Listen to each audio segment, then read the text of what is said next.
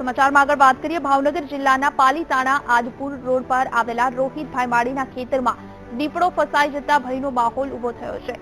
દીપડો ખેતરમાં લાગેલા ફેન્સિંગમાં ફસાઈ ગયો હોવાની જાણ રોહિતભાઈ માળીને થતા તેમણે ફોરેસ્ટ વિભાગને જાણ કરી હતી। ફોરેસ્ટ વિભાગની ટીમે રેસ્ક્યુ ઓપરેશન હાથ ધરી દીપડાને સહી સલામત ફેન્સિંગમાંથી બહાર કાઢ્યો હતો। ખેતરમાં દીપડો ફસાઈ ગયો હોવાની જાણ આસપાસના ગામ લોકોને થતા દીપડાને જોવા માટે રોહિતભાઈના ખેતરમાં દોડી આવ્યા હતા। મોટા પ્રમાણમાં ભીડ એકઠી થઈ જતા લોકોને વિખેરવા પોલીસને બોલાવવાની નોબત આવી હતી।